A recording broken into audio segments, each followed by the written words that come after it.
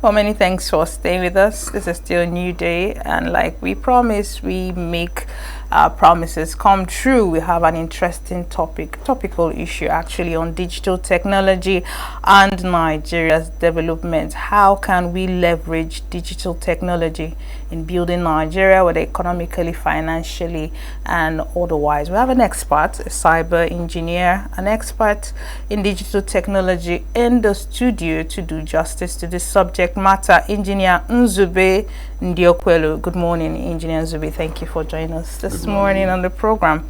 So let me guess, are you a Red Cap chief or yes. You are? Yeah. My name is Nze Chinemelu. Interesting. Yes. Nze Chinemelu. Yes. You're definitely from Anambra State. Yes, I am. What part? Agrata. Great. Achina in Agrata. It's interesting where young people are, giving chieftaincies. It's interesting. Yeah. I hope you're enjoying your role as an Nze. Yes, of course. Okay, that's not why we're here. Let's talk digital technology. So I guess everybody has an idea of what digital technology means, right? Once you talk digital, someone is thinking about a phone, a device of some sort. But I want you to just give us a definition of digital technology. Maybe it goes beyond the scope of just having a smart device. So what exactly is digital technology? Okay, thank you very much. So digital technology encompasses technological advancements or achievements which have to do or are powered in the digital realm, and these devices or technologies span from hardware to software development. So when you talk about digital technologies, you're not just referring to only the hardware of the digital technology, you're also referring to the software component of it. So the entire infrastructural backbone or the entire ecosystem is what you now look at digital technologies. Okay. So we could narrow down into, let's say, hardware, and you're talking about, let's say, smart computing device, internet devices, and edge computing also, and data centers, and even televisions. Okay. These are digital devices. And if you narrow into the software, you take a look at the operating systems and then the AI models, and these are also digital technology, products of digital technologies. Yeah. Okay, how has digital technology evolved over the years? Just give us a little bit of a history here and where we are currently. Okay, so in the Industrial Revolution, you had the third industrial revolution. Hold that thought. Yeah. You're speaking a lot of computeries or technologies, in quotes. I'll need you to break them down, because there are some words you actually mentioned and my head is going like, what? Okay. And I'm sure so many people are not computer whiz kids like you. Let's backtrack and then use English. Okay, okay, so let's start from the first computing device that you must have known, which is the abacus. Okay. And these are what we are taught in our secondary schools, and this came, these are like the early edge computing devices. You do know Chinese still use abacus to teach their kids? Yes, it's actually an efficient means of calculating. So people have alternative means of juggling numbers, and abacus I'm telling is still efficient. Yes. Wow, go ahead please. Okay, so you start from the abacus, and then at the period around the 1950s, we came around transistors and resistors, and then this now led to circuitry and logic gates, and then we could now implement logic on a circuit. Okay. So from that you had IBM come out with their clusters, and then from IBM we now have Microsoft devices, and then from the Microsoft devices we came into personal computing devices. So when I talk Microsoft device, I'm not just talking about Microsoft, I'm just talking about the era. I'm not trying to get into the details. So so we went from IBM coming out with the hardware and computing, and then Microsoft innovating on the software side. Then after that, we now had personal computing that rolled out all over the world. PCs. Thank you very much. And then we now had the laptops.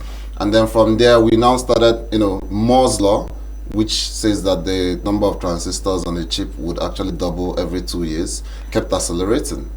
Yeah, this is a law. Is a law. Yeah. There's a law that governs, and even in the AI age, there's a law that's actually governing how progress is making. So you can actually project where you're going to be in the future.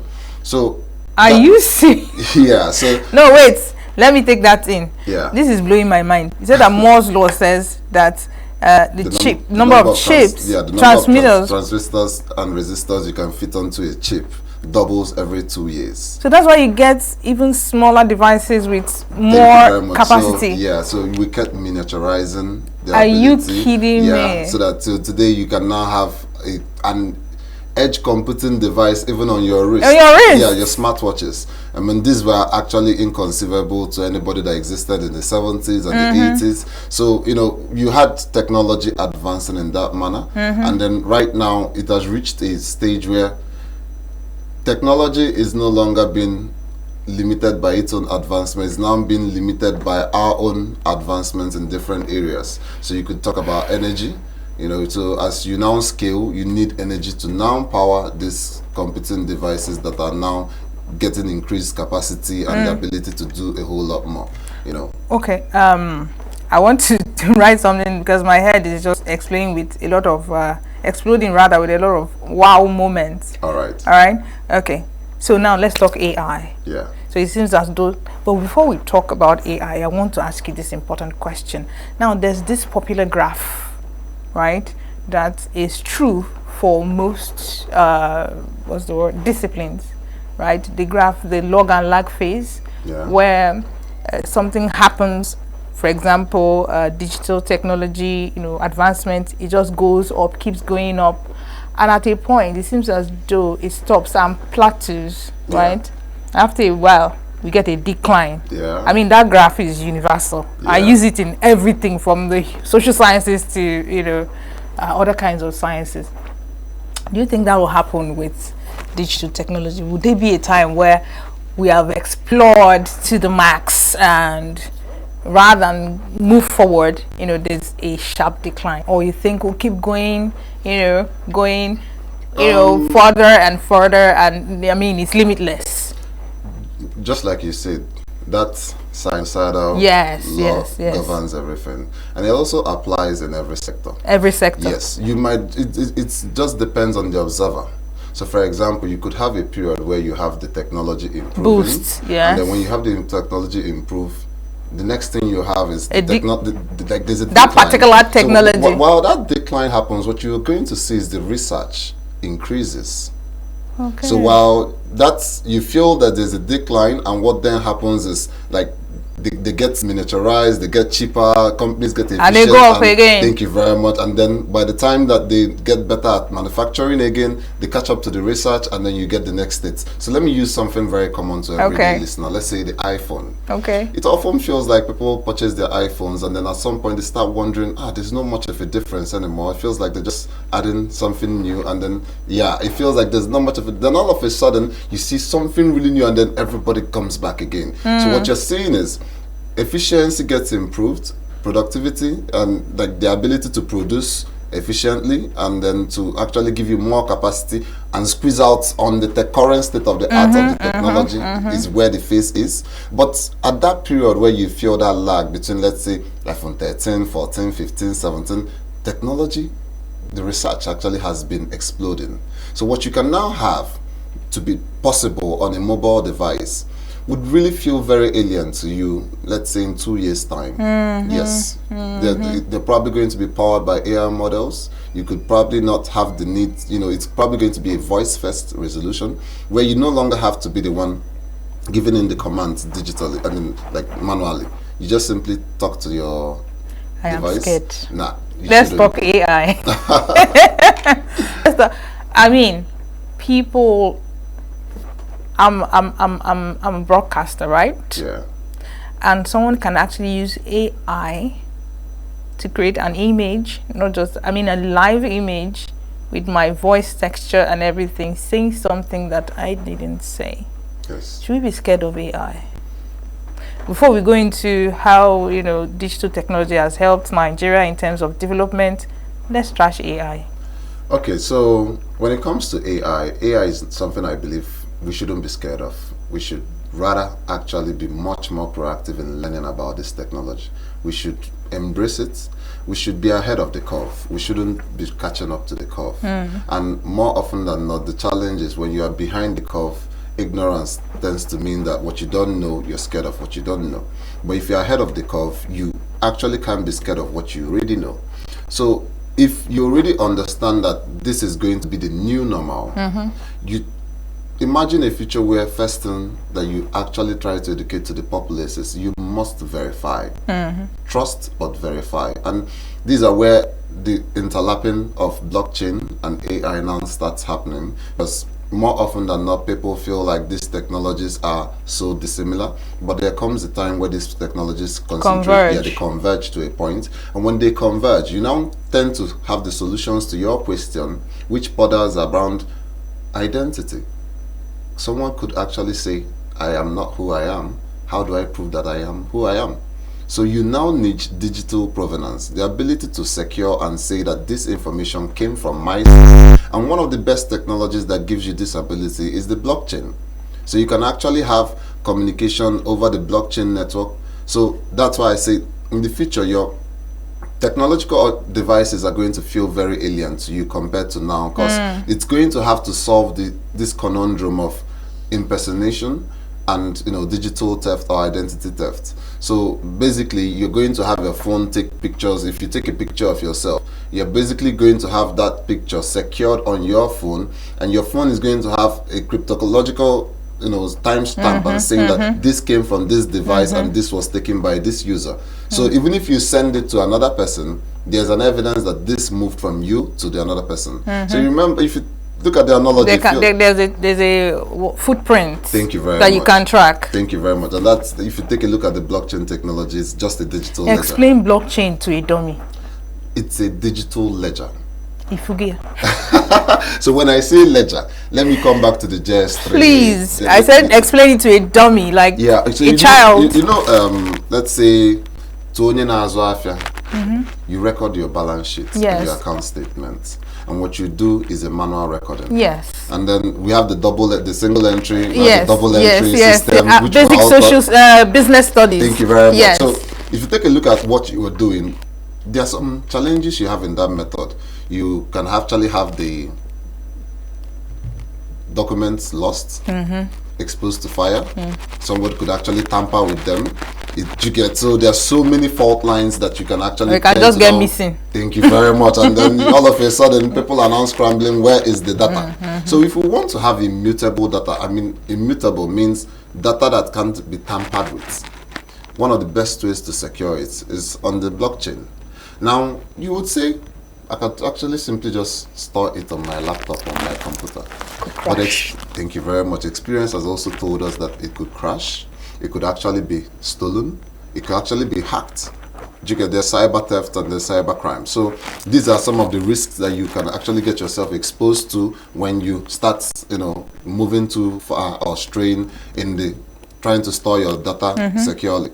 So one of the advancements which solve these challenges was the blockchain, which is just basically a digital form of that double entry, manual entry, single entry system that we have in our bookkeeping.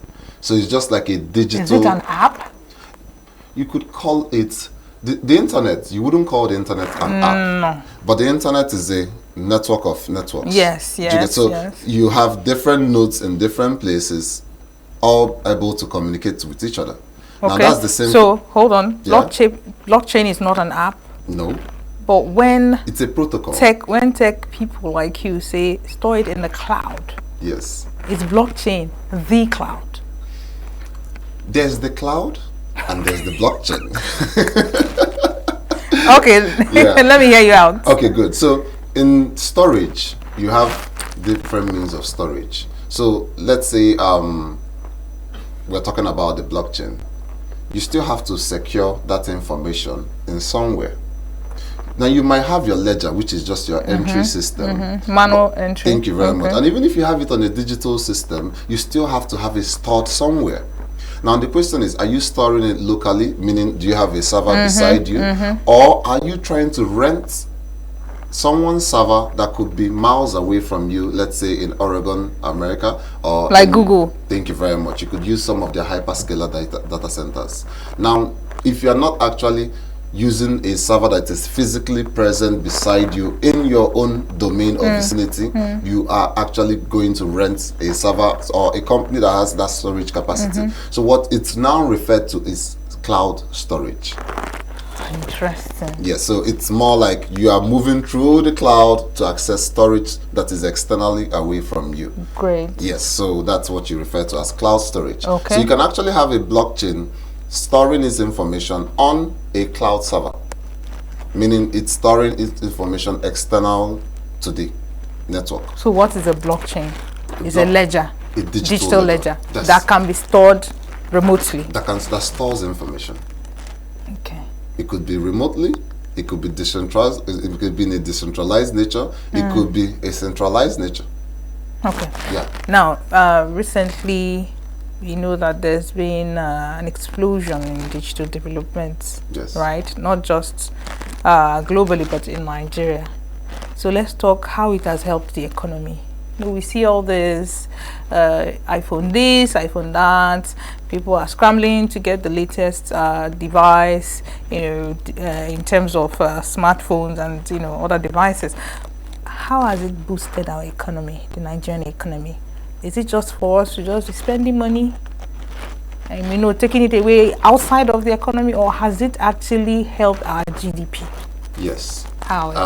I believe the data from 2020 states that we moved from 14%, the contribution of ICT to the Nigerian economy. Nigerian economy. We moved from 14 to 15 to 17, and I believe right now we are 20-something percent. We are around 22%. What are the indicators?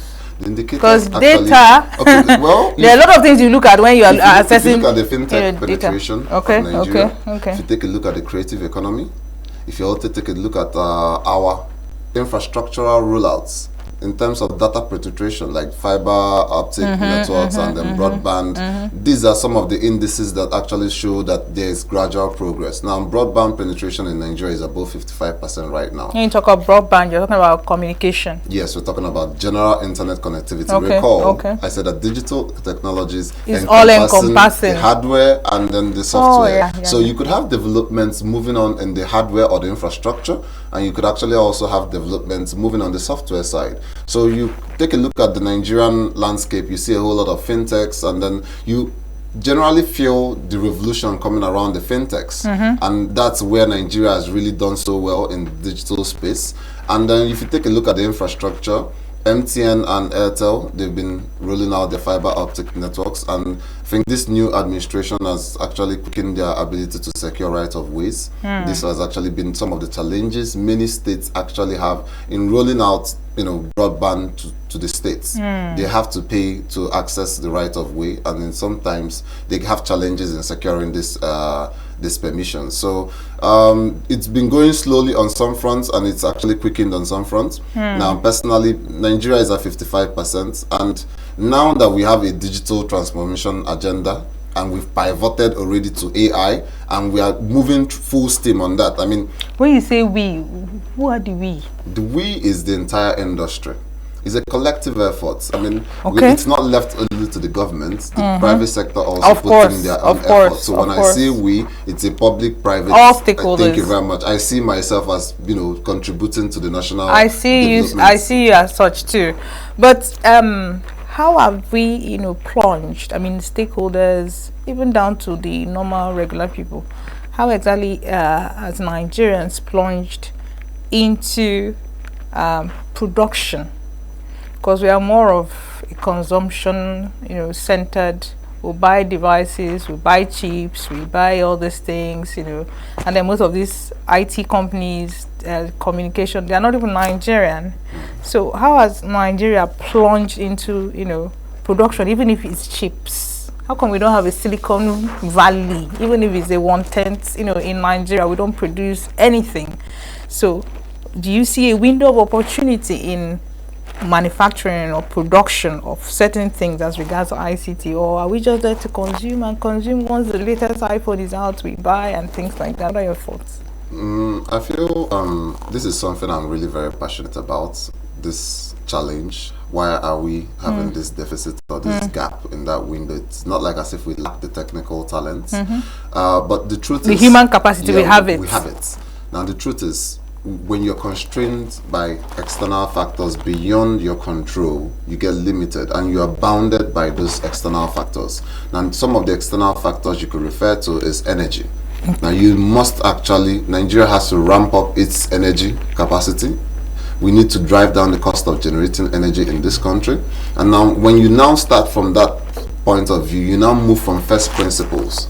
And from first principles, we now say, okay, I feel like I'm back in my in my chemistry class. So you start asking yourself, what are the raw materials that we have? Where do we have comparative advantages? And what can we manufacture in these places? Where are the talent skills? We do have raw materials. Yeah, we do. Lithium is part of, Thank you very much. Lithium is in Kebbi State right now. Yes, and we actually export these materials. Raw material, we can't use it. Not that we can't use it. When you take a look at the cost of actually, making those devices in your country, it could actually be more efficient for you to just simply import. In the short term, but in the long term? I think first things first, Nigeria has to identify critical items that they say that these are key to our national strategy, these are key to our energy security, these are key to our digital future, and we need to have independence in these places. And if we say we need to have self-sufficiency in these areas, it doesn't necessarily now matter how much it's going to cost in the short or yes, because we're looking at a long 50 years from now, 100 years from now. So there are places where we must take a look at our economy structurally and say there are areas we might have to bear, significant economical pain, and to have a long-term gain. So that's the reason why, even if we feel that there are areas where we have a windfall, like excess resources, we should be able to save those excess resources and redeploy them to areas which would lead to Nigeria's self-sufficiency and sovereignty in certain areas. Because without that, you are going to be reliant on external countries. When you are reliant on external countries, you would realize that you are now subject to their own foreign policies in your own country. Absolutely.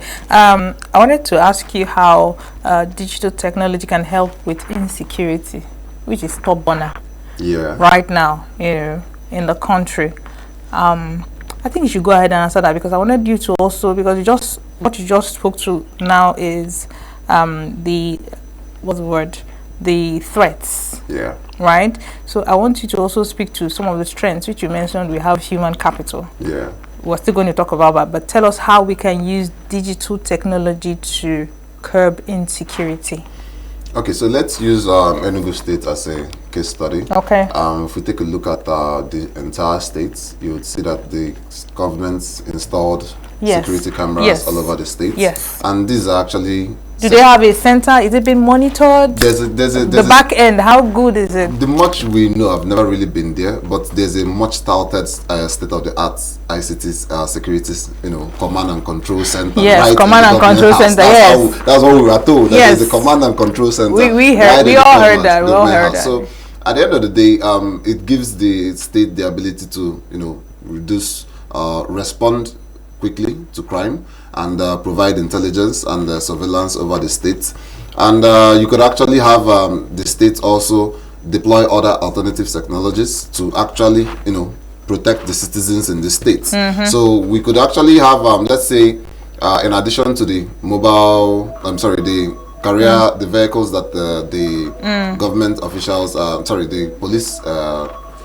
the police vehicles are mounted at strategic locations all over the state. You can actually still have them, operating drones, which can actually track targets across different locations. Let's assume there's somebody that has been kidnapped and is moving on the road. You can actually man an unmanned aerial drone to track that, and the police and the security agencies can actually, follow up with this gadget. And this is basically on a hardware side. And when you talk about the software side, the first things first that you're going to look, the government is going to probably be looking at digital security, how to protect the citizens and ensure that our data is safe, because there's so much sensitive data that is all around us. And just like everybody in the country is aware, there are moments where you could just basically talk about, let me use something, okay, I want to go and buy cabin biscuits, and the next thing you open your phone, you see a sponsored ad about biscuits. So the algorithm. So the question is, are these devices listening to you? Are you the ones actually,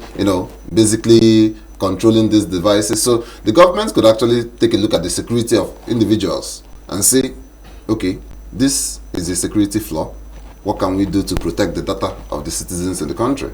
And some of the things you can actually do is basically say, okay, We do not have data centers in our states. Our data actually leaves our country's shores to other shores. So, and it's not secure. Thank you very much. So one of the things the government can do on a long-term roadmap is say, okay, we'll solve the energy issue, which this is the pipeline I believe the Enugu State government is trying to approach. You know, they solve the energy issue and able to, you know, allow the generation capacity of companies within the state and distribution also to increase. And then with this, you can expect more investment into technologies which could now, because you can't have a data center which has an unreliable power supply. So you might want to have a steady power supply coming from, let's say, a gas plant, and then you now have solar power augmenting that. Like a plan B. Yeah, that kind of a thing. So when you have things like this, you're going to now see that this is something that the government has to proactively say,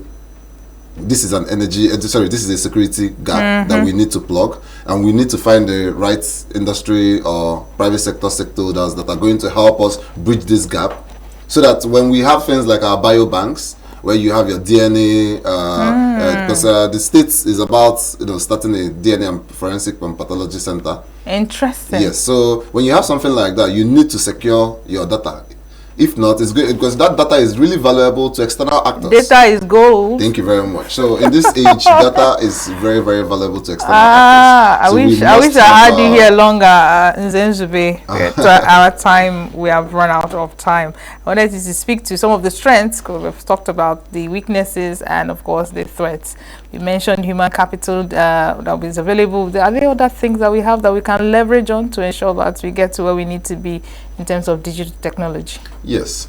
Very quickly, we have 1 minute. Okay, yeah, we could actually first of all reverse the Japa age. Yes, because these are... You can't reverse the Japa by policy. No, it's not. It doesn't necessarily need to be policy. Okay. It just simply needs to be vision. People need to work. People yearn to work in emerging technologies. People want to work where it matters. There's a whole lot of people that are actually living in Nigeria that are professional talents may not end up being professionals when they leave Nigeria. And if you offer them the ability to work professionally in their field, contribute their own innate knowledge to our own solutions. This is our own solutions. I like that. This is how you revert it. I like that. So it's not just a question of, you know, telling that you can't go. No, you make a different value proposition to them, and you tell them that there's something more exciting for you to work on here. It's funded. It's exciting. You get to stay with your family, and this is something that you see the professionals latch onto. But it has to come with vision, and people has to, you know, key into that direction that you have already set. True. So if there's a proper roadmap that we know, irrespective of the administration, this is being continued forward, you see your professionals keying in. Absolutely. Thank you so much, Engineer Zube Ndiokwelu, a cyber engineer and digital technology expert. Thank you so much for your insights. Thank you very much. All right, don't go anywhere. New